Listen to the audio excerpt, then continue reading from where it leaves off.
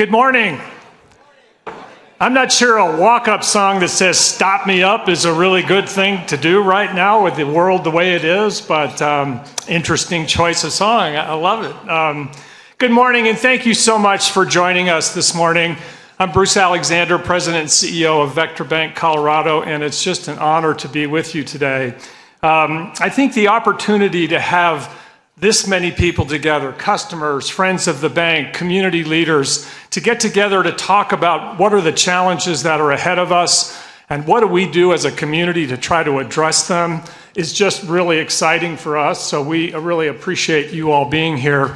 And maybe after the event is over, if we all need to sit around for an hour or two and talk about the state of the world, maybe we could do that. If you'd rather, you can wander through the Art Museum on our nickel and spend the morning here kind of decompressing.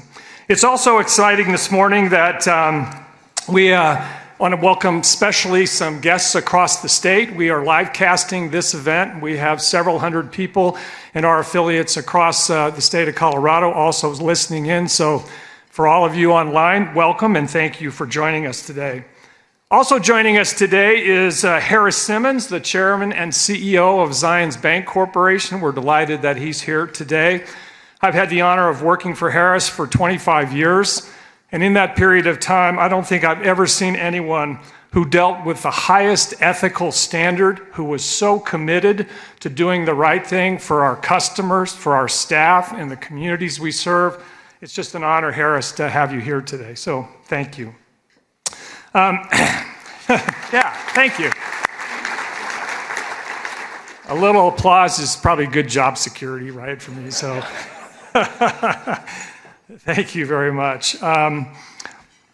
We're also really excited today to be joining you from really one of Colorado's most iconic locations, the Denver Art Museum.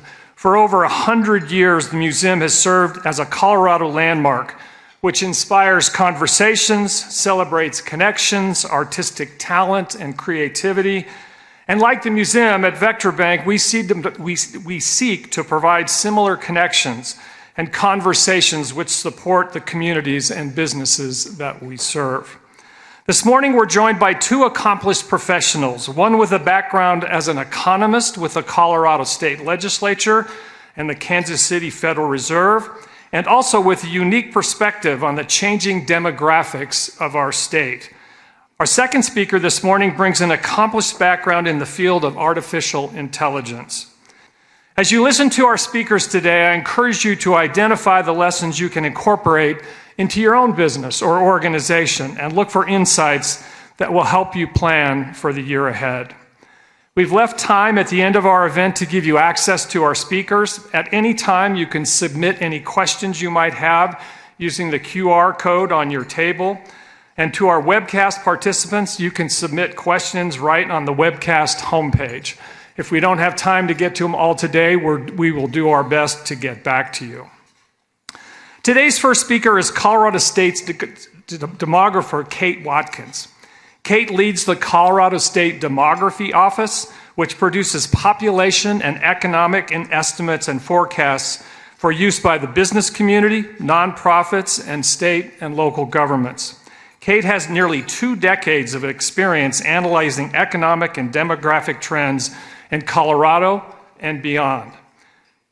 Her career history, which is just amazing, includes serving as the chief economist for the Colorado State Legislature, as an economist for the Denver branch of the Federal Reserve of Kansas City.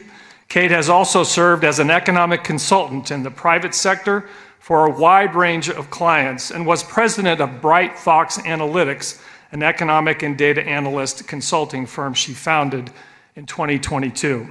Kate holds a PhD in sociology from Cornell University, a Master of Arts in Global Finance, Trade, and Economic Integration from the University of Denver. She is a faculty at the University of Colorado's Denver Executive MBA program and is president of the Denver Association of Business Economists. Please warmly welcome Kate Watkins.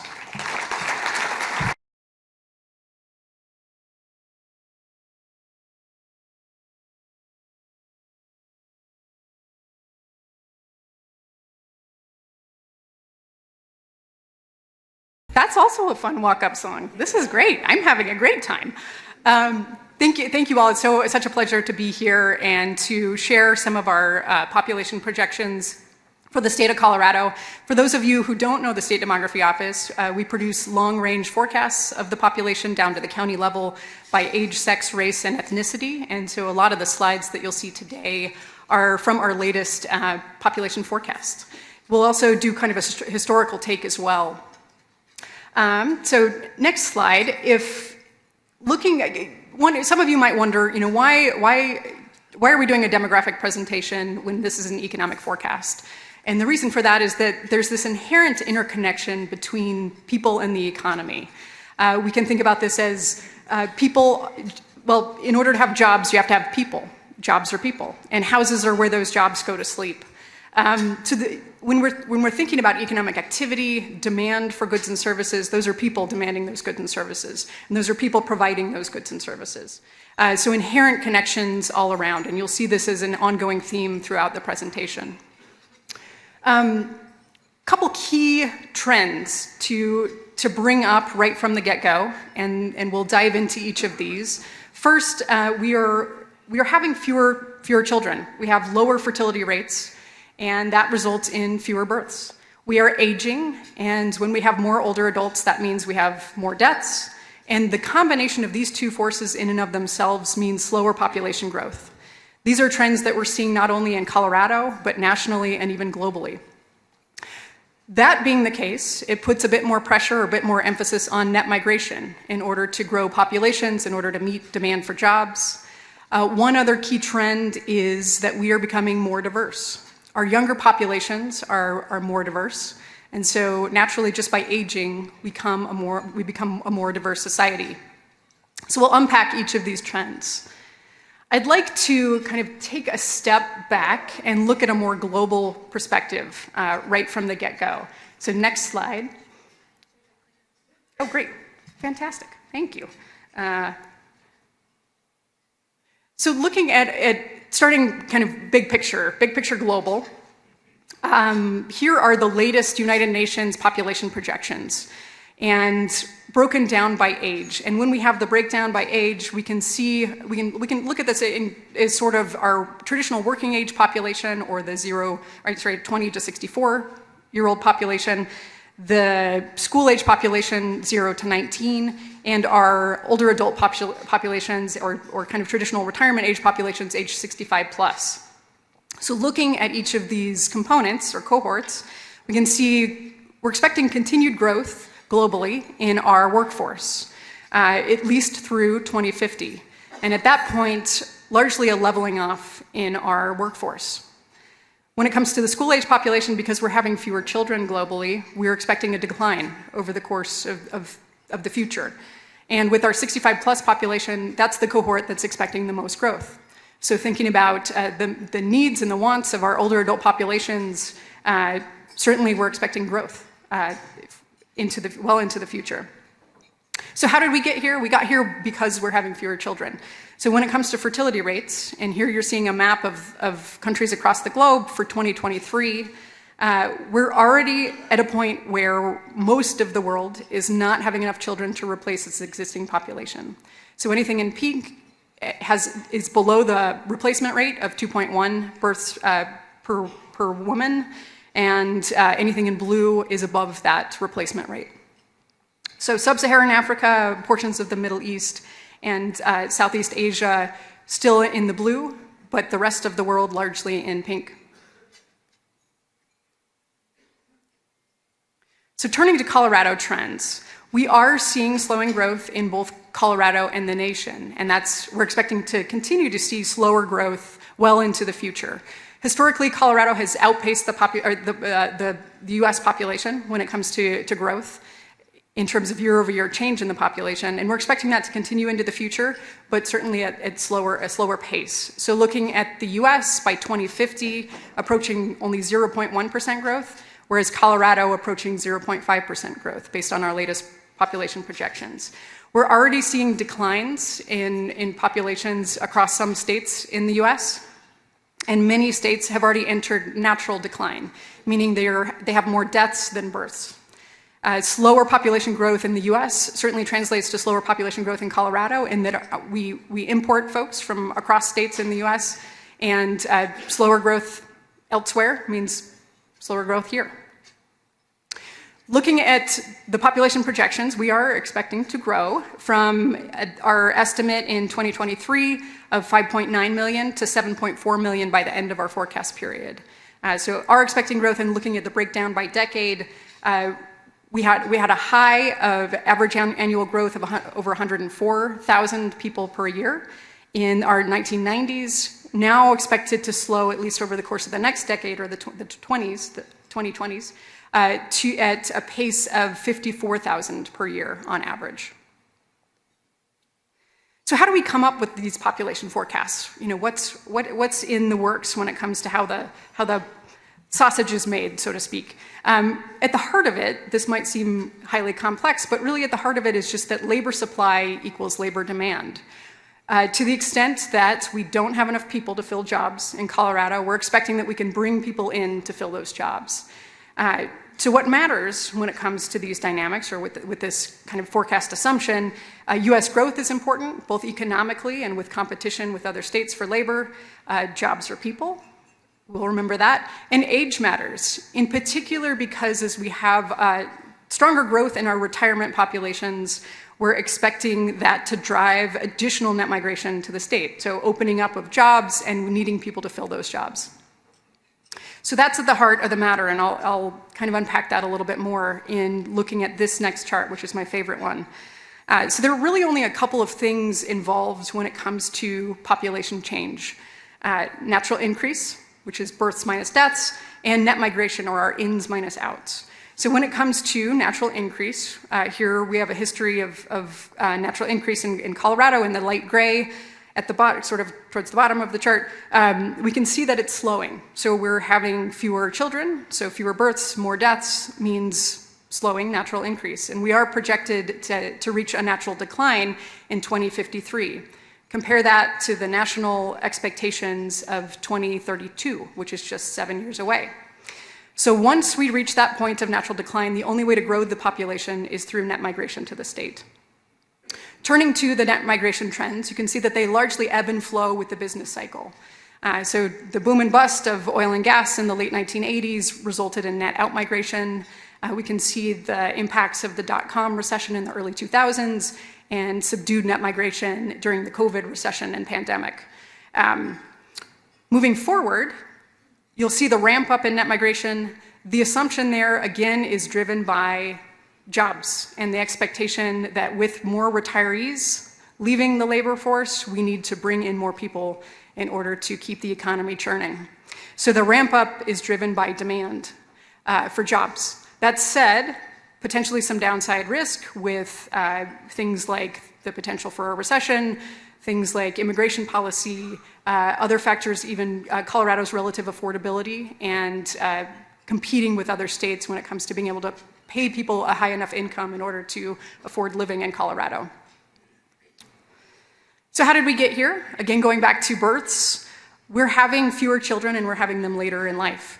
So looking at trends over time in fertility rates, we can see that in the 1970s, in terms of births per 1,000 females, they peaked in our 20s in the 1970s. Now they're peaking more squarely in the 30s and projected to be very much squarely in the 30s in terms of that peak by 2050. In terms of the number of births relative to the number of deaths, we've seen a decline in births over the course of the last 2 decades in Colorado. We're expecting that to largely level off and then actually pick up as millennials start to form families and build out those families. So when it comes to our school-age population, likely continued declines across many areas of the state for the next several years before seeing an uptick as millennials, children age into the school system. In terms of death, again, we have more older adults and that translates to more deaths in Colorado, so expecting a continued rise there. Here you can see that intersection between the cross between births and deaths projected at 2053. At that point, the only way to grow the population in Colorado is through net migration. So looking at natural change, deaths minus or births minus deaths, excuse me, in Colorado, think of this as a heat map where anything in yellow, orange, red is growth, anything in blue is a decline. So many areas of the state, in fact, 35 counties, projected to see natural decline over the period of 2020 to 2030. Interesting to look at the breakdown here, where it's many of the rural areas of the state, but that's not universally true. Areas like Mesa County, Grand Junction, expecting to see that natural decline, and that's because they have an older population, a significant portion of the population being retirement age. So as those folks age, I mean, fairly unlikely to have children, and so as a result, we see that natural decline. The natural increase largely consolidated along the Front Range, I-25 corridor, Denver metro area. When it comes to net migration, Colorado's been very good at importing 20 and 30-somethings, which is great for growing your economy, growing your sourcing talent, growing your business, and we are continuing to see these trends into the 2020s. At the high and low end spectrums of age, we're seeing net out-migration among our 65-plus population, but only slightly, and seeing very little net in-migration from kind of our families. So folks with children, generally just kind of the ins and the outs are balancing, though the latest data is suggesting that we're seeing more outs than ins. Combining all these factors, births, deaths, and net migration, here you can see our projections for the long-run forecast, total population growth or population change over 2020 to 2050. Similarly, largely along the I-25 corridor or Front Range, the population growth is largely in our more populous areas of the state, and yet we are expecting some declines, mostly in our rural areas. Statewide, projecting to see an increase of 1.5 million between 2023 and 2050, with 1.4 million of that along the Front Range and half of that in the Denver metro area. Again, a key assumption here is that we're able to import the talent in order to grow these areas. So I want to focus the second half of this presentation on aging and really dive into why aging matters. And aging matters for a number of different reasons when it comes to the economy and beyond. One, because we're aging, people are aging out of the labor force, and that puts more pressure on the labor force or creates more competition for talent. We also will see some shifts in demands for goods and services as we age, with more and more of the population, 65 plus, needing to plan for what those folks want and what they might need in terms of healthcare and beyond. The supply and demand for housing is even impacted, where we're seeing near-term pressures that may give way to sort of an easing in housing over time. Income sources change over time, of course, as we age into retirement. And aging even puts certain pressures on our government taxes and expenditures. So we'll unpack each of these trends. First, looking at Colorado's population by single year of age. And here we're showing the estimates, anything moving forward is a projection, estimates for 2023. So we can see in the middle dark gray are millennials, and further to the right in the light gray are baby boomer generations. So a couple of colors to keep your eye on. I'm going to fast forward in time to 2050, and I want you to keep your eye on a couple of different components. First, that school-age population, then your working age population, and then your older adult 65 plus population. So moving forward in time to 2050, not a lot of growth in our school age population, quite a bit of growth in our traditional working age population, quite a bit of growth in our aging population, so our 65 plus population. Shameless plug to take a peek at our website. We have this as an animation going back to 1990, and you can fast forward through to 2050. We also have it broken down by county, and that's interesting because every single county is a little different when it comes to our age compositions, and they will evolve over time in different ways. So here I've given you a couple of examples. Denver's an interesting one in that there's a lot of 30-somethings in Denver. Douglas County, an interesting one, lots of families with the school-age population, the parent population, And Mesa County, as I'd mentioned before, sizable retirement population, lots of baby boomers. So as we age, each county, each region of the state will have slightly different trends and trajectories. And when it comes to economic activity and both sourcing talent and planning for the needs and demands of the consumers in a particular region, there'll be some variation. Why does aging matter? Well, here are a couple of examples why aging matters. When it comes to average income tax, and average consumer spending, we tend to see the same sort of hump-shaped pattern where income and spending rise with time, tend to peak in our 40s and 50s, and then fall off as we retire and move out of the workforce.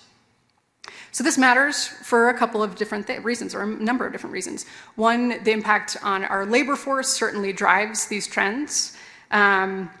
The impacts on our tax base, certainly, as we age.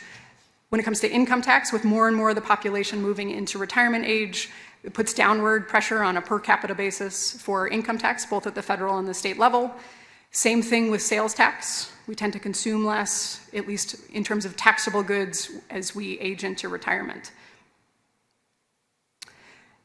I do want to drive home that even though we're aging, we are projecting fairly significant growth in our working age population.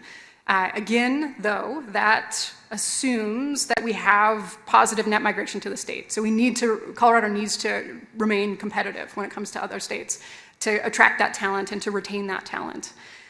Here you can also see, just with this breakdown for projections by decade, significant growth in our 65 plus population. So that's something to consider as well when it comes to an evolving economy and where we're headed when it comes to demands for goods and services.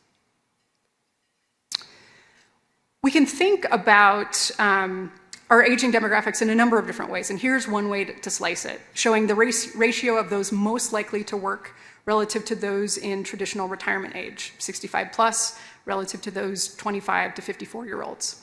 We've gone from a peak ratio of 5-to-1 in the late 90s or early 2000s to what's projected to get us to a 2-to-1 ratio by the end of our forecast period, 2050. Now, some people look at this chart and it scares them because maybe it means, oh my gosh, we won't have enough people to do the jobs. Again, I want to go back to this prior slide. We are projecting that there will be enough people to do the jobs, but do need to bring folks into the state. But another way to look at this chart is to recognize how much talent there is out there among our 65 plus year olds. And so when thinking about workforce development, when thinking about ensuring that you've got the talent to do the jobs that your business needs and wants, thinking about engaging those 65 plus year olds. That might look a little bit differently than your younger adults, where maybe it's working part-time, maybe it's a little more flexible, maybe it's less technologically driven and more tapping into the wisdom or other talents of 65 plus year olds. But I think the important takeaway is there are going to continue to be more and more 65 plus year olds. Why not engage them more in our workforce? Aging certainly will have an impact on housing. So let's unpack this a little bit. We're at this very interesting point in time where we've sort of got the peak demand for housing. Millennials, one of our biggest population cohorts, are wanting to buy homes, wanting to start families. Our younger adult populations, however, are smaller, below the millennials. And so we're going from this kind of peak demand period to one that is expected to slow when it comes to demand for new household formation and new homes. At the same time, we have our older adult population, our retirees, aging in place. And that has put some pressure on the supply of housing. So people aging in place, not as much turnover, not maybe the downsizing that we expected to happen with baby boomers. That said, baby boomers are reaching an age where they're needing and they're going to need more assistance, more care, and may move into care communities or need more assistance in home. And so we're at this point in time where there might be a little more of a balance in the housing market just because of demographics. To unpack this a little bit more, with retirees aging in place, 82% of those 65 plus are homeowners. We're living longer, we're moving less, and 42% of those 65 plus live alone. So again, lots of potential pressure on the housing market. That said, we could be on the precipice of a transition. Now that extends not only to housing, but also to wealth. And so some questions that I don't know that we have the answer to just yet are what will happen to those homes and what will happen to wealth as our baby boomers move out or move on. I want to focus in and spend a little bit of time talking about our 75 plus population. The 75 to 85 cohort is the fastest growing in the state. At least it will be over the course of the next decade. And for the 75 plus population as a whole, we're expected to have just over the next 10 years an increase of 230,000 new 75 plus year olds, or not new necessarily, but additional 75 plus year olds in the state. That's a 56% increase. So when you're thinking about your consumer base, the needs and the wants of our community, this is a sure bet. And so lots of growth, and some other factors to consider here. Health issues of those kind of the 80 plus, in particular, typically kind of 82 to 84 is when older adults tend to start needing more care and potentially moving into care communities. Another factor to consider. One additional piece I want to throw in the mix here is the impact of the 75 plus population or our older adult populations on the state budget situation and demand for kind of state goods and services. With our older adult populations, just having more of them and more who might be spending down whatever savings they had for retirement, there is the likelihood that we'll see an increase in that shift from Medicare to Medicaid or dual Medicare-Medicaid enrollments. And so as a result, that will put some upward pressure on our state budget situation. The same is true at the federal level, where we're expecting more spending on Medicaid as a result of an aging population. Across the state, we're seeing the same trend. 75 plus population expected to grow in every single county of the state. This map is showing the levels of that population, and so certainly our more populated areas of the state expected to see the most growth in that 75 plus population. And this is over the period of 2020 to 2030. Now, what I've presented here today is a forecast. And so as any good economist, I'm going to tell you the risks to the forecast or tell you why it might be wrong. And a couple that I want to tease out, a couple areas that I want to tease out in particular. One, immigration policy. The projections that I've shown came out, we formally presented them at the Friday before the presidential election. They don't contemplate a change in immigration policy it was essentially kind of whatever policies were at that time were assumed forward, and that we won't forecast a change until it's actually happened when it comes to policy. Geopolitical events could impact migration if there's a catastrophe or a conflict elsewhere that could drive net migration to the US and to Colorado. Some other factors to consider: push-pull relative to other states or even within the state when it comes to housing affordability, competition for labor, the ability to pay higher incomes, for example. Also natural disasters or even the availability of water could impact where people are living or going. Economic activity. If you think back to the slide that I had showing both net migration and natural increase, the ebbs and the flows of net migration with the business cycle could come into play. If we have an economic downturn or more robust growth. Hybrid versus remote work, in that in particular within the state could drive our population trends, where perhaps they're more diverse or dispersed. If we have folks being able to work remotely or hybrid, if return to work is more of a requirement, then you could have folks really more consolidated or demanding housing closer to our more urban areas. Housing turnover, again, going back to an aging population and what that might mean. And even automation and AI. How will AI impact our labor markets, and how might that impact our demographics? I want to close posing a couple of different questions, taking this information and sort of translating it to something that might be actionable to our business community. First, how can businesses in Colorado continue to attract and retain talent? I'd mentioned from the get-go, we have a slowing population, and we're aging, and that puts certain pressures on our labor force. So continuing to attract that talent, is it paying higher incomes? Is it offering other benefits? Is it just the beauty of Colorado that allows us to get people to the state and fill the jobs that we need to fill? Second, how can we better meet the needs and the wants of our aging populations? I showed the chart of the 75 plus population growing. We can expand this to kind of our 60 plus or even our 50 plus population. Lots of growth among our older adults. We're all getting older. How do we meet our demands and our wants? Third, how do we better leverage the talents of our aging populations? Bring them or retain them, or ensure that they're part of our labor force and our labor market to the extent that they want to be. Fourth, how do we grow our economies, or perhaps even rethink economic growth when our populations are slowing or even declining, or our labor forces are shrinking? And finally, and this is perhaps a good segue into our next topic, how might we better leverage technology to meet our labor force demands? So really just want to thank you all for your time today.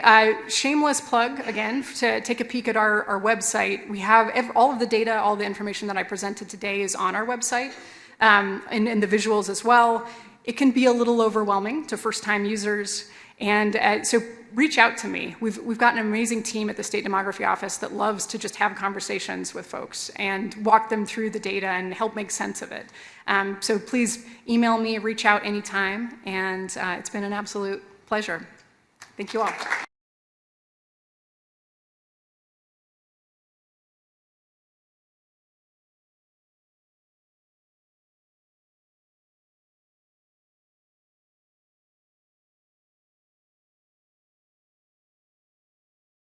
Thank you, Kate. Always love your data and analysis coming out of the State Demographer's Office. So thank you to you and your team today for presenting. Good morning to all of you. My name is Ashley Comstock. I'm the Chief Financial Officer of Vectra Bank. As recent as 1 year ago, terms like generative AI and quantum computing seemed like distant concepts.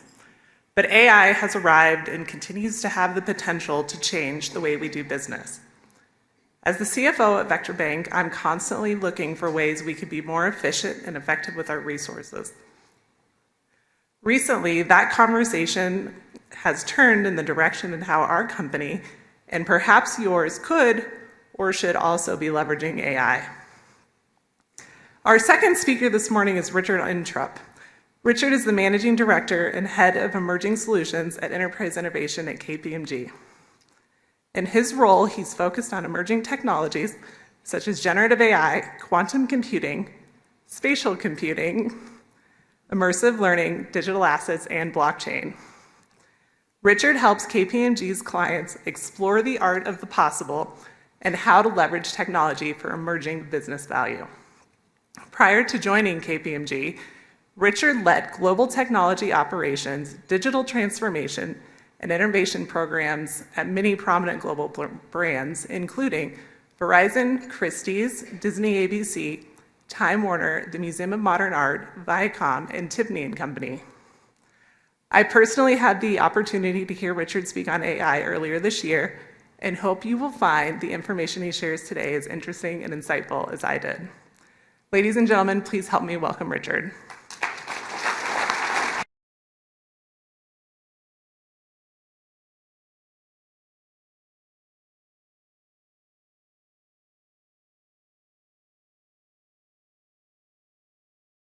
Thank you, Ashley. That was not the expected walk-on song, but it'll work, so thank you. It's funny, listening to Kate speak, I couldn't help but want to feed all that information into a large language model of AI and actually see what kind of insights I can get from it. So great to be here. So I sit within an innovation team at KPMG. We're focused on emerging trends, what we call frontiers. These include things like quantum and spatial, and of course AI. In full disclosure, I've been working with AI for quite some time in various capacities, generative AI specifically, probably since 2022. When we all heard about ChatGPT, something happened in November of 2022, I think, that changed the course of how AI is perceived in the world, and especially in business. So I'm going to take you through a little bit of a history on where we've been, where we are, and most importantly, where this technology is going. So first and foremost, I like to show this slide. Having come from media, I'm sure you'll see your favorite movie on at least in one of the boxes here. AI is projected as this dystopian existential threat to mankind in many cases. It's never a good story, right? We build it, it destroys us, and the rest is history. So I don't think that's reality. I mean, this is just another technology. It's a very powerful one, with lots of business advantages. But I think this has been the mindset that's been projected in culture. And I think it also affects the ability for individuals and companies to successfully roll out their products and their tools internally. From an adoption perspective, this could be somewhat of a challenge because folks have preconceived notions on what this technology is, and this is not what it is by any means. It's fun to watch, but it's not reality. So I came from the art world. Very ironic, I'm actually presenting here at Denver Art Museum. Quite impressive museum, I might add. I actually got to walk through here last night. So this occurred while I was the global CIO at Christie's. There was a French group called Obvious, and they took an algorithm, which is listed up top on the slide, and they fed a couple of 100,000 images of old master paintings into an AI model. And there were quite a few revisions that came out of this. This was the one that they decided to go with, and we auctioned this thing off. We expected to get maybe $10,000, $20,000. At auction, it wound up selling for $425,000. And this caused quite a disruption in the art world at the time. This was 2018. And it forced people to really ask the question, what is art? And all of the purists, as you can imagine, were very disrupted by this activity. This was one of I think, the first inflection points within AI, within one sector, that is the art world. The second thing I mentioned is this is an artist out of Turkey called Rafik Anadol. Many of you may have seen his work. It's currently in the permanent collection at MoMA in New York. It's mesmerizing. The average time spent in front of this work at MoMA is 90 minutes. And MoMA tracks these things. The Mona Lisa gets about 30 minutes on average. Starry Night, also at MoMA, gets about 45 minutes. So this is, again, another inflection point of AI infiltrating a sector like the art world and where it's becoming embedded in our culture. Third art reference, this was a Colorado State Fair. This gentleman submitted his artwork. This was back in 2018, I believe, or 2019. And he won the contest. And this also caused quite a stir, as you can imagine, because all of the artists that submitted their works were done by hand, paintings and drawings. And he hadn't disclosed that he actually created this in a product called Midjourney, and he won the contest. Later, it was the irony of the story is that later on, someone actually used this piece in another contest and won it. So his IP had actually been infiltrated as a result of it. So again, another example of how this technology is really infiltrating us. So let's shift now to the enterprise, large companies. This is just a snapshot of academics and large technology executives and what they feel. The consensus is that this technology is disruptive. It will affect every sector. It will affect individuals in their personal lives. So the consensus is optimism and promise. There are some that tend to feel there has many perils. Back to my first slide about the existential threat. I personally believe that's a bit overblown right now. Although there is a discussion to be had around the impact of this technology on labor. Kate and I were chatting about this earlier this morning. I think that's a whole other discussion to be had around the impact of this technology on the future of the labor force. What I tell everyone is, many people ask me about, well, where should my children be focusing on their degrees? What about my job? What I tell them is that their job won't be replaced by AI by itself. Their job will probably be replaced by someone that are using these tools more effectively. And the other example and model I use for people is that there's a WINS model, W-I-N-S. If your job and what it is that you do to make a living is you're working with words or images or numbers or sounds, which is pretty much every job, in most cases, your role will be infiltrated. This applies to doctors and lawyers and everyone that's basically has built their career and their value proposition is knowledge and knowledge management, and they're making business decisions based on that knowledge. The AI can do it. And we'll focus on some of those examples. Clicker will cooperate. So, real quick snapshot on AI. This is not new technology. It's been around since the 40s and 50s. Some of you heard about Turing. Other names like Minsky have come along. These gentlemen invented this technology 80 years ago. And in 1960, they actually built something called ELIZA, which was the equivalent of a ChatGPT today. This was a simple prompting mechanism where you could ask the computer questions. And then every few decades, AI would rear its head. It would beat a chess champion at Jeopardy or other things. Entertainment media has been using AI. I came from Disney. We were using AI modeling to deliver digital ads to you all based on so many parameters and dimensions in those data models. Your Netflix, you're navigating Netflix menus. There are many examples of where you've been using AI but just don't know it because it's happening in the background. But something happened in 2022, and we'll talk about that. So real quick, this is the AI landscape. It's quite large. Again, the technology's been around for 80 years, solving real problems in biochemistry and pharma and economics and finance. Wall Street's been using data models and data science since the 80s and 90s for all kinds of predictive analytics and things of that nature. But what happened in 2022 is generative AI, which is in the 4 o'clock quadrant there. It became pervasive, it democratized. All of a sudden, when OpenAI came out, all of us had access to ChatGPT, this Google-looking interface where we could ask questions in a very natural language way, and we get all kinds of super powerful insights back. What they had done is they had actually scraped the entire internet, every post, every Reddit post, every public document out there on the internet, everything was scraped and compressed, and now we all had the ability to prompt that data for all kinds of insights. And now companies have the same opportunity. Other examples of AI, as I mentioned, digital advertising. Computer vision has been being used for security mechanisms. We had cameras at MoMA in 2007 monitoring traffic activity. How many people actually touched the Starry Night painting and things of that nature for insurance purposes and movement and where to place things. Consumer and retail have been using AI computer vision to track the placement of products in the stores to make sure to affect their sales and all kinds of really real beneficial business opportunities. So again, AI is all around us. We have been using it, whether you've navigated a Netflix video, a menu, or using Spotify to listen to music. Now Spotify has this new feature where it actually recommends, it's called DJ, it recommends your favorite music. Alexa, Siri, Tesla, and other modern vehicles have AI operating all the time, monitoring everything, using computer vision. The technology has been here and has been pervasive, providing real value to consumers and companies. So what happened in 2022? And I watched this very closely. I had actually been an advisor and investor to one of the early startups called Stability AI, which was before anybody heard of any of this. I was working with a large startup in this space.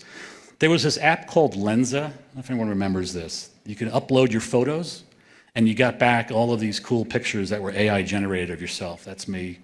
That was downloaded 10 million times. It was used quite extensively, and this was the start. This was the inflection point of culture and people starting to use this technology. These were some of the companies that were doing this image stuff. DALL-E 2 from OpenAI, Midjourney, Stability, and Runway, making videos also. You could actually type in anything you wanted to see in a video, and it would create the video for you. Very powerful stuff. And then ChatGPT. November of 2022, OpenAI produced a product called ChatGPT. It was downloaded, I think, the largest, quickest in history. They're now approaching, 1 billion users. Most recently, they're about to launch a social media site, I found out last week. Sam Altman now, I don't know, how many people have created an action figure of themselves on ChatGPT? Anybody? Nobody. Have you seen the action figures on social media? Okay, great. So Sam saw that and realized, wait a minute, my product is creating those action figures, and all of these other social media sites are getting the benefit of the viral part of it from the engagement part. So now Sam decided last week to build his own social media platform, which will be interesting. And then last but not least, all of these companies got in, Google and IBM and Microsoft, and the capital investment so far since 2022 has probably been $4 trillion. I mean, these capital raises, the VCs are putting in, they're raising $10 billion in their seed round. Google just put $40 billion into Anthropic recently also. So this is different. They've been around technology for decades, and I've seen the internet and the smartphone, the personal computer, that old. I mean, the trajectory of capital investment and interest in this one is like nothing we've ever seen, and this is not a bubble by any means. This is the most recent snapshot of investments, as you can see, as just confirming my statements around the capital going into this. Meta, which is formerly Facebook, $65 billion. Amazon, $100 billion putting into AI, which is basically AWS, their cloud engine. That's what the revenue for AWS is in a year. Jeff's putting in that much in just investments for AI. So all of these technology companies see this and see the opportunity it represents to their business. And it's a race. So how do we see this? So KPMG has tens of thousands of clients. I don't get involved in delivery, but I'm the person that they wheel out to talk to the board and the C-level executives to help them understand this technology and what it means to their business. All of the companies, this is how we present the business case. That is providing competitive advantage, enhancing your customer experience, all of your service desks and help desks, and anywhere where you're touching the customer or the patient or the client, AI can infiltrate those workflows and really provide real competitive advantage. We do lots of insights every year. This is relatively recent, late 2024, 97% of business leaders, these are C-level, CEO, and the executive suite, felt that they were going to be investing. 43%, almost half, said they were investing at least $100 million, which is a lot of money for any size organization from an investment perspective in technology. Almost all of them felt that they were going to get competitive advantage from this. And 16%, a lower part, felt that they were somewhat behind, and most companies still are. What's happening now is that we spent the last 3 years of investment, and companies are funding all of these pilot programs and POCs. Now they're asking what the business benefits are, and we'll talk about that a little bit later. So what are clients asking us for within this space? First and foremost is governance. Who should own this in a company? You would think should be the CIO or the chief data officer or someone you'd expect. It's not quite the case. Companies are developing new roles called chief AI officers to run this. And these are folks that have a purview of the entire business, because it's not just about technology. They're asking for us to help them with their AI inventories, what do they currently have in place, and all these other things. As you can see, AI security is a big deal. We'll talk a little bit about trusted AI shortly. That is, if your business is making decisions around who to insure, who to loan money to, who to hire, you need to back up. If the technology is making those decisions for you, you need to defend them through certain mechanisms, and we'll talk about that. So here's a snapshot of every department in most companies in any sector. And I list here a list of the benefits where they can use AI for all kinds of business benefit. The top right, IT, I think, has been taking the most advantage of this. Programming, we've all seen the stats recently, where computer software and programmers will probably not be replaced by AI as one of the first roles that goes. Right now, Google and Meta and Facebook and others, they're probably reducing their physical human staff programming by 20 to 30% on average right now. I was telling Kate recently, I read something where one of the CEOs, I won't mention, told the teams they can't hire anyone in the technology group unless they can prove that that job can't be done by AI, which is a very, very interesting comment. So as you can see, finance has a huge opportunity here from the engagement of the prospect, converting the prospect to a client, and then once you need to keep the client through retention. So this is solving real business benefits of engagement and conversion and retention, and ultimately growing your business and growing revenue and the customer experience, which keeps customers. This is a snapshot from Davos, the World Economic Forum. This is just some more data around the impact of this. We're not going to go deep into which roles will be affected, but as you can see by this snapshot, computer and mathematics, the brainiacs who do all of our quantitative analytics and things of that nature, that stuff will be infiltrated and affected first and foremost. Arts and media, no one expected the art world of all sectors to be affected by this technology first, but we did go first, and it's still evolving. But as you can see here, the roles that are most vulnerable and how AI can assist but not replace. I've always said this is about augmentation, not replacement. You can augment the existing workforce using this technology to make less people do more, better, cheaper, and faster. This is a snapshot of how companies can scale this technology. This is basically our journey as we take prospects and clients through their AI journey. This is part of our standard program. So let's shift now. We talked about the promises, the positive opportunities. Let's talk about the perils a little bit. This is a fun slide. I guess the Pope in Balenciaga is always fun to see. The top right is a Tom Hanks character on TikTok. Anyone seen this guy? I mean, he looks like Tom Hanks. He sounds like Tom Hanks, but it's not. So if I didn't tell you that photo on the right wasn't Tom Hanks, you wouldn't know it. And that's a video. As you're watching it, you think it's Tom, but he does things that Tom would never do, which is pretty funny. So, Sam Altman, the president on the top left of OpenAI, he used Scarlett Johansson's voice in his voice AI last year, caused quite a stir. We've all seen the Biden-Trump things on the bottom middle there. There was a music issue where Drake and The Weeknd, someone used someone's sampling in their music, caused quite a stir. The punchline here is that deep fakes, the term deep fakes, it's indistinguishable now. It used to be you can tell that was AI in an image, you can watch a video and you kind of see people have 8 fingers and the eyes don't look right, the movements look a little kludgy. That's called the uncanny valley. The uncanny valley means when a human looks at a robot or an image, the human can tell, feels an uneasiness. That's the uncanny valley. We're past that now. And every week, I don't know if anyone's tracking this, every week the advancements in video AI technology is just unwielding what's happening. I suspect Hollywood will be making full-blown productions next year just using AI. So more about trusted. Again, these are all real business challenges. I've been a CIO, I've also been a CISO, which is a Chief Information Security Officer. Protecting data is paramount in every company. Protecting your customer data, protecting your intellectual property, protecting your employees' data. All of the controls that technology groups have built over the last 4 or 5 decades, 80% of those mechanisms in compliance and regulatory will suffice, protecting you from AI.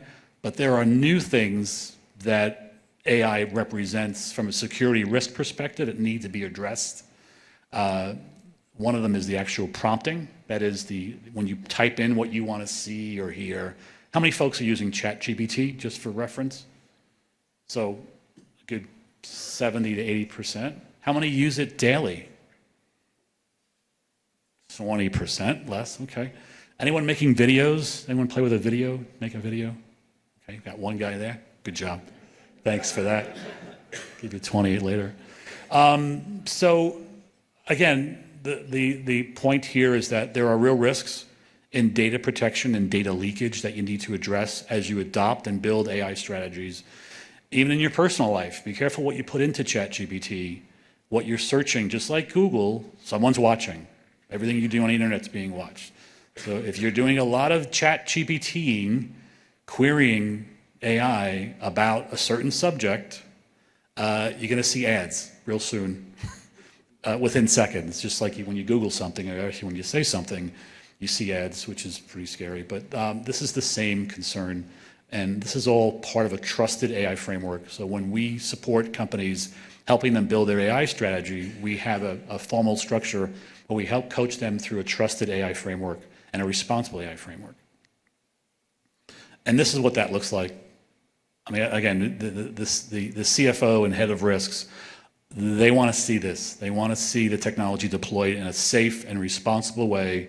Getting back to my point, if your business is making decisions around who to hire or fire or loan money to or insure, you need to defend those decisions and how your technology, how your data was trained, how your AI was trained, and how you're monitoring and keeping things from hallucinating. Another term you may hear about when you read about AI, you hear about hallucinations. This stuff goes off the rails pretty easy.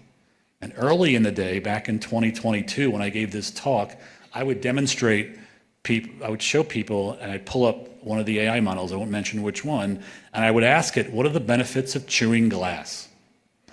And it would give me about a good 10 to 20 bullet points on all those benefits. It tried real hard to tell me, because all it's doing is predicting, it's a word predictor, like a calculator is a number, it's only predicting it's not reasoning or there's no conscious, sentient going on yet. It never will be. So that's a little bit about trusted.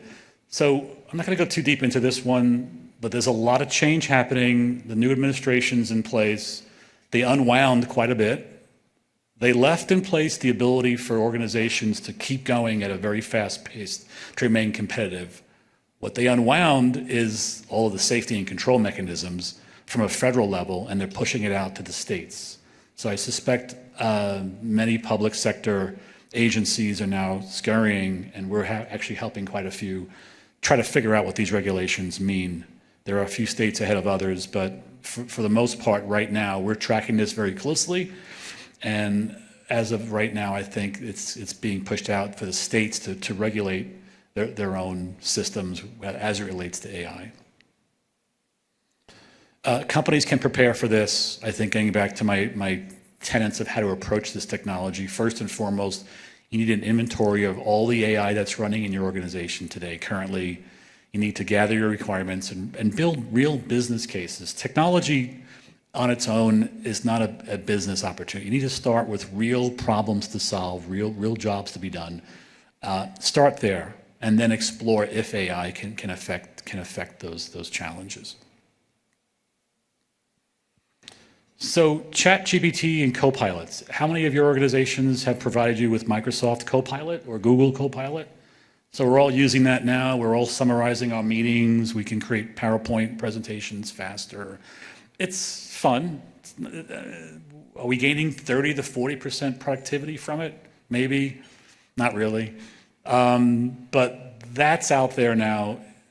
So there's a couple of ways a large company or any size company can approach the adoption of and leveraging AI technology. One is using these copilots, which are assistants, right? They're helping you as you type your document. If you want to review large swaths of data, if you're an M&A and you want to consider targeting an organization for acquisition, you can feed AI every 10K and every 10Q it's ever produced, and AI will summarize that based on great detail, what the risks and opportunities and what the valuation is. I mean, literally. So banking and finance, there's a long list of opportunities where AI can help you in your business. Agents are another term that are now the latest and greatest thing. Up until this point, if you wanted to use AI, you had to prompt it. That is, type in a natural language way what you want to do, see, hear, or create. Agents are now automating that for us so that they can actually work in the background. So what are AI agents? So first and foremost, there were advanced data and analytics systems. These were things that were built by your IT department that provided you with the ability to use your company's data for all kinds of business advantages. Predictive decision support. This was where, again, Wall Street, going back to the early 90s, were using data science for all kinds of predictive analytics for hedging and all other investment opportunities. Generative content. Since November of 22, this is now everyone generating new things, images, videos, songs, poems, letters, anything can be created with this technology. And then there are trusted knowledge assistants. These are things that are a bit smarter. When you get into sectors like healthcare, hallucinations are not acceptable, obviously, but also these agents and assistants need to be very narrow and fine-tuned.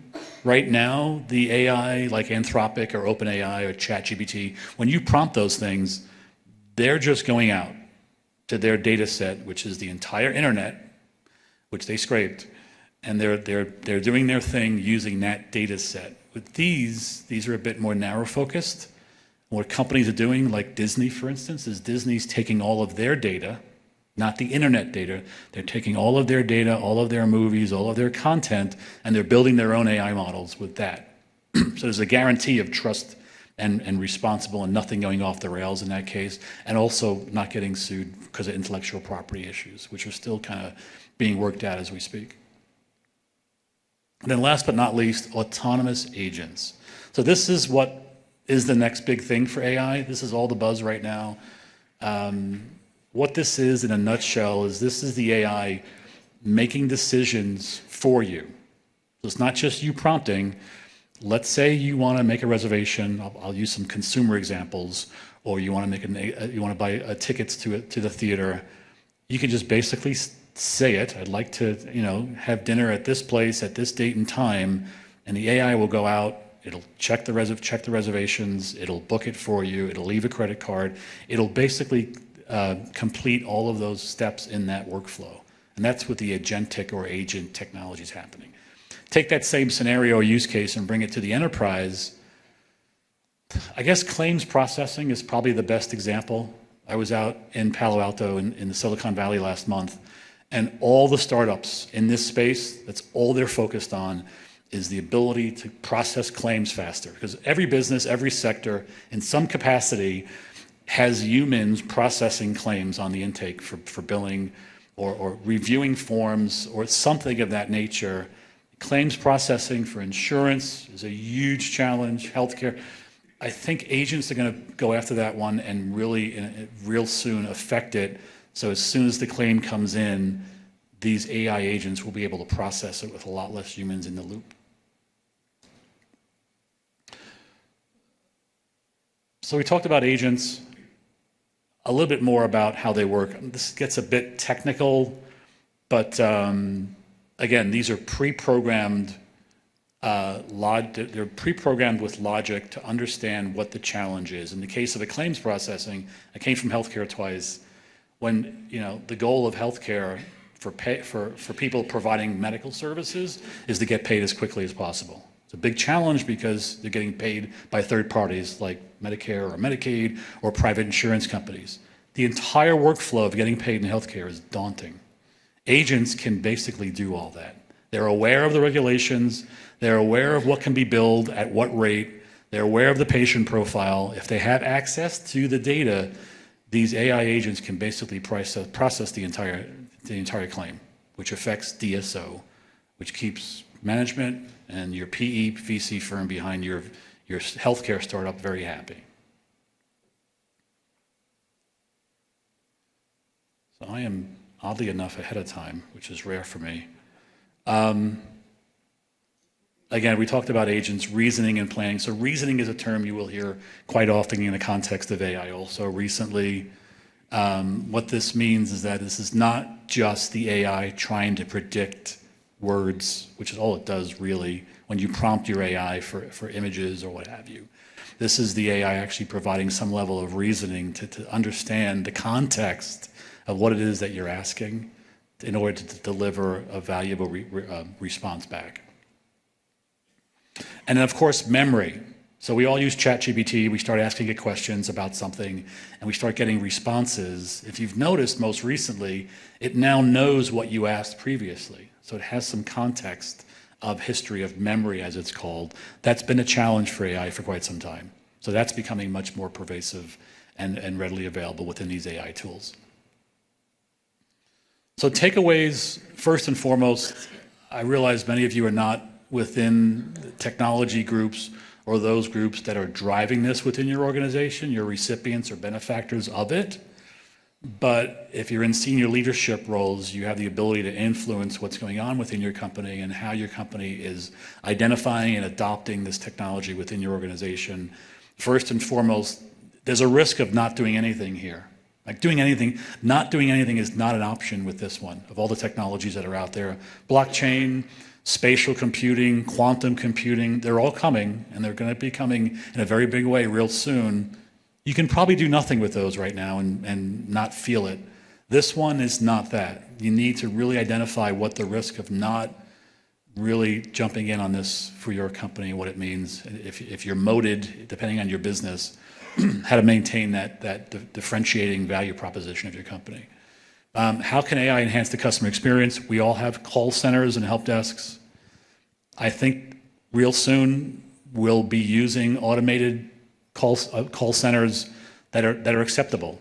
Most of us call Verizon for help, and we can't hit 0 fast enough to get to a live body. Let's face it, because they're just not good. That's going to change, and by next year, I suspect most service providers will have their automated call centers AI-driven, and we won't even know it, because the language, the prosody, the rhythm, the slang, it's just so natural now. You don't know you're speaking to an AI. And again, what data is available? There's no AI without data. So your companies need to understand what data they do have. Can they use it to train the models?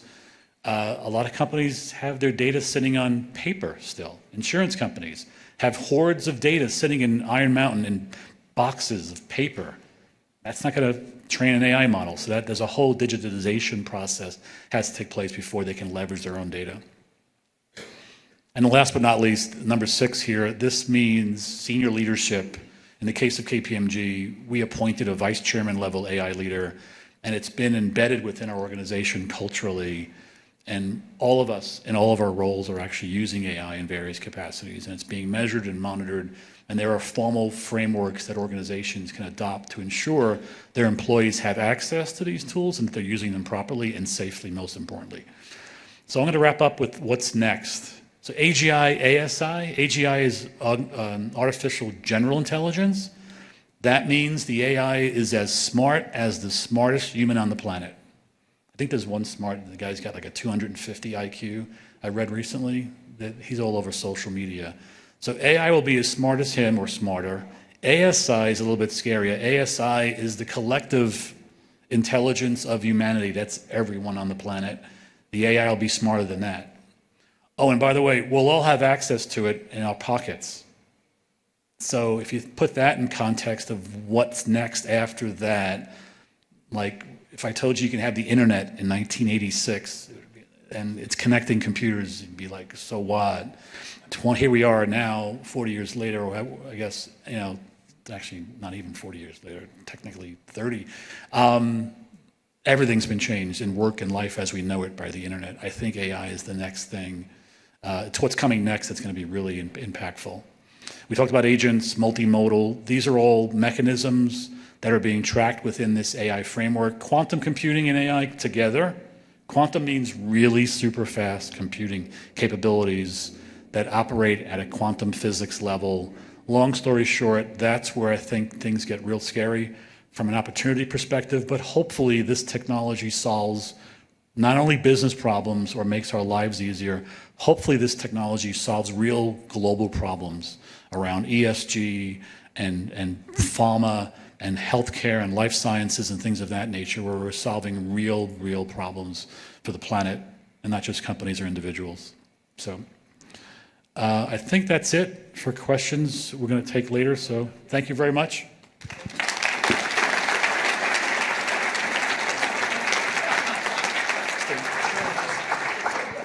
Sit, stand. Oh, sure.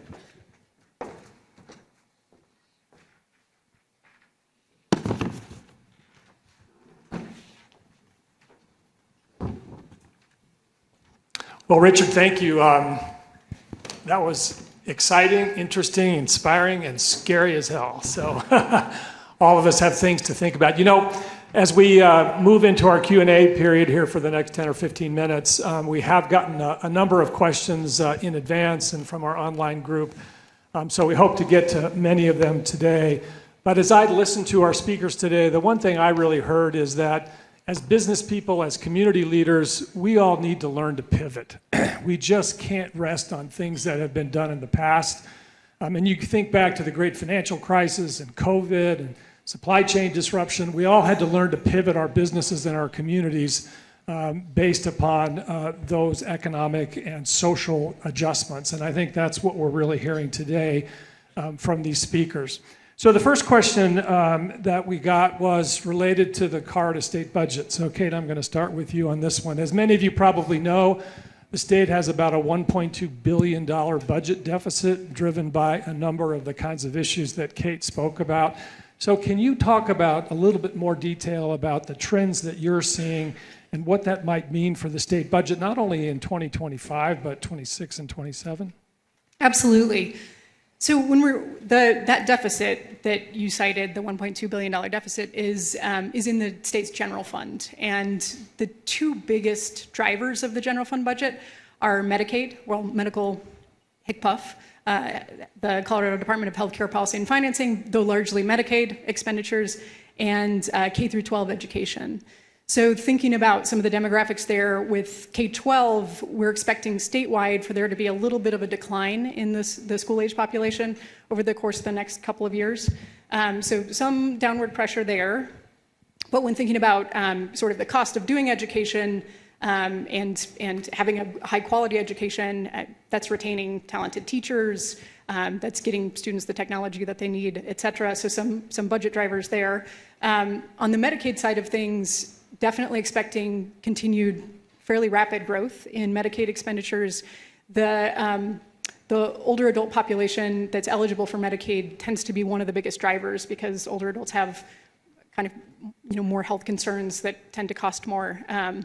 So lots of growth expected there. When thinking about the revenue side of the coin, I mean, with Colorado, we have the Tabor limit on the amount of revenue that the state can retain and spend. That's grown by inflation and population growth. Population growth will likely slow in the near term, or we're not expecting a ton of population growth. And so that puts some pressure on the revenue that the state can retain. So combined, you have these dynamics where nothing but additional pressures on the budget. And with Medicaid growing as rapidly as at least I would expect it to, given what we're expecting with our older adult populations, that's likely to pinch all of the other general fund expenditures. So I think it's interesting for all of us as communities to think about the policy ramifications of this, right? And if we're going to see declining trends in revenue and increase in cost, especially in Medicaid, something we all need to pay attention to. There is some discussion today about Medicaid being cut both at the federal level and at the local level. Is that something that could be challenged with in the months ahead, years ahead? I mean, it's a possibility. I think thinking about what that means for our communities and sort of society, without those programs, what do people do? And I think that's to me that causes some concern. Can the private sector, can we just help folks who need that additional support and maybe don't have the income to sustain it? That's the question, or that's the other side of that. Yeah, there's an economic consequence, sort of a pay me now, pay me later kind of thing. Ashley, you've got some questions for Richard. I do. So there's been a lot of questions that have come in related to the ethics of AI. And so I was hoping maybe you could discuss some of the ethical issues related to using AIs. For example, we saw almost 80% plus of the room is using it. Are we required as a business to disclose to our customers or users that we're using AI, or is that up to decision? How do you feel about that? So government agencies and many companies are actually listing when they produce in their marketing material, if they use AI, we still actually say generated by AI. Others like McKinsey in Boston and some other big consulting firms don't. But I think companies should be disclosing, as I mentioned, if they're making business decisions around serious decisions around who to insure, who to hire, who to loan money to. They need to defend those decisions. If they're using AI, disclosing that right now is not required by the agency. And as a result of the recent changes, part of the pullback, what was pulled back, that would fall under. So it's going to be kicked back to the states as far as disclosing if they're using AI, in what functions, when do you have to tell them they are or aren't. I mean, companies don't disclose today if you're using a automation system or not. They try to make believe that it's actually human. In the case of AI, there's an ethics consideration. How is their AI trained? Is it somewhat fair and equitable? Early in the day, if you typed in doctor in one of these image generators, that doctor looked the same. It was, young, white male. But then again, the internet itself and the data that's out there that the AI used to train itself may not be so DEI friendly either, right? From an equity perspective. So companies have a real responsibility to understand what the data is that they're using in their systems that are making these decisions, how it was trained, by whom. There's humans in the training loop. Where are they in the country? Are they all in Stanford? Or are they sitting out in third world countries? And how odd is it if a child in India is playing with ChatGPT and types in, typical family, and they're going to get, a family that doesn't look like theirs. So it's all of those same controls, I think. But again, companies have an obligation to work with an organization like ours to ensure what they're building falls under a very formal, trusted, and responsible framework. We had a question that relates to sort of you two listening to each other's comments. And Richard, I'll start with you. As you listen to Kate and all these demographic trends and the impact of aging, how does that, if at all, impact your thinking about AI going forward and how it will be used and the velocity of it based upon these demographics? Yeah, I think the more pervasive adoption of AI in the workforce will affect the demographics. Again, what's going to happen 5 years from now? Certain roles are going to be impacted there. It's already spinning out now. Engineering and software development, programmers, people who write code. The AI is writing code now. So you need a lot less people writing code. That's one example. I think it could have an impact on, depending on the states and how they perceive this and how they adopt the technology. It's going to help organizations or governments do more with less people, for sure, and in a much larger way than traditional technology IT did. Right? IT made us more efficient. We can do more quicker, but AI is going to have a much more dramatic impact because it can actually truly replace certain roles. So it may offload the risk that's coming on the impact. You've got people working longer, age-wise, because they want to or have to. You've got a younger workforce coming up that want a different expectation in life in general about work, right? And their expectations need to be managed, as all of us in between watching this happening. So I think it's definitely correlated, but I'm not in a position at this point to predict the direct impact of it yet. But I can ask AI what it thinks and surely get a good answer. I'll do that later. Kate, how about you? Looking back the other way. Yeah, I couldn't agree more. I think just kind of from a personal standpoint, working for the state of Colorado, and there's some limited use of AI that's allowed.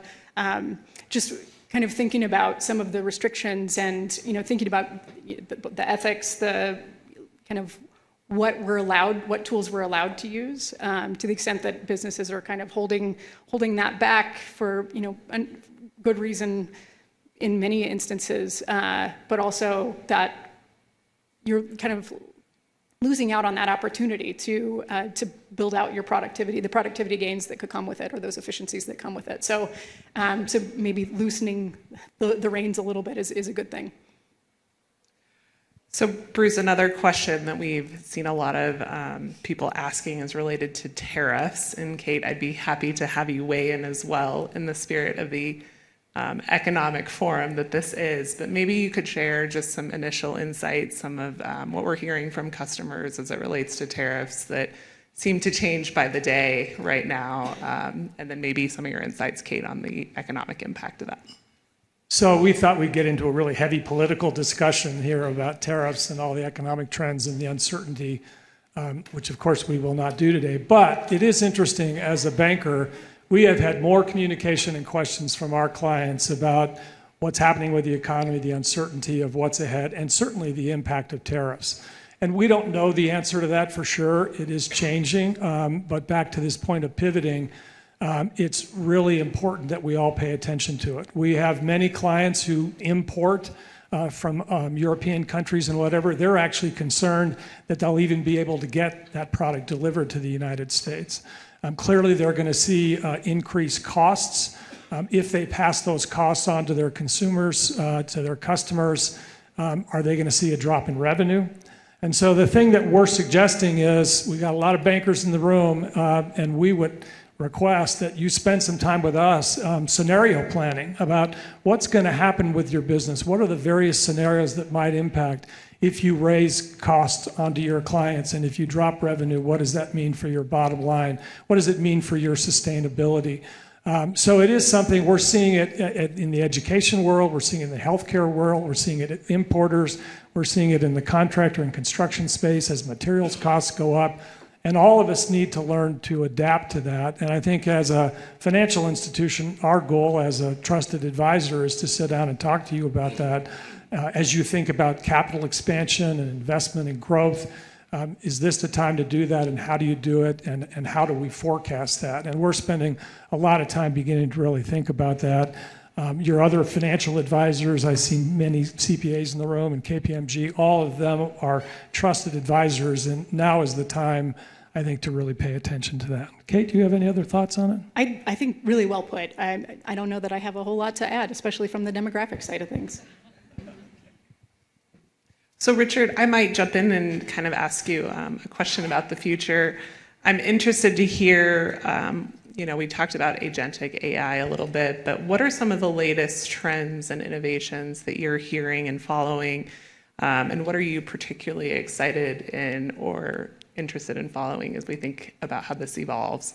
AI or in general? AI in general. So AI specifically, as a consumer or as a business technologist for companies? I would say business. For business, again, every company in every sector has the opportunity to really finally leverage their data for real competitive advantage.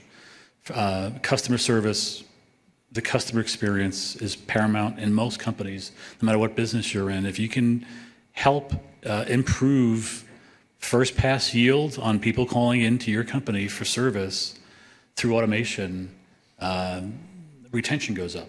1% retention on any company is significant dollars in any business. So I think customer service for sure is one. Product development, I've got retail clothing companies, I can't say who, that are using AI and creating new products, new sport jackets or shoes using the Midjourney product I showed you earlier.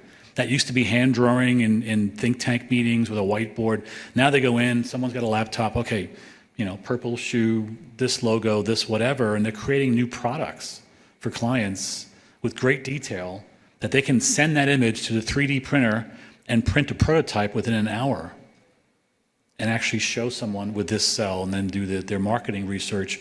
That process used to take months for a retailer.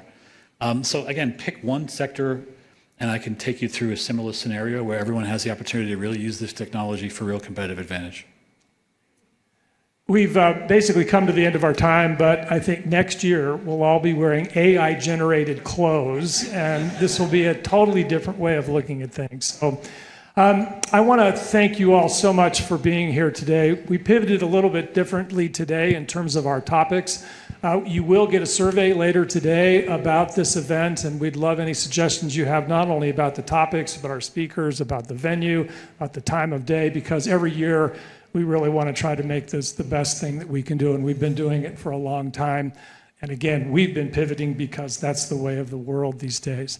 I say every year, for those of you who are customers, thank you so much. We so appreciate your business. For those of you who are not yet customers, we look forward to finding a way to service you in the future. We hope that today has provided some insights, some thoughts about how do you adjust your business, how do you adjust your life, how do you anticipate the future, and we look forward to working with you to solve the problems that lie ahead. So thank you so much for being here. We are adjourned.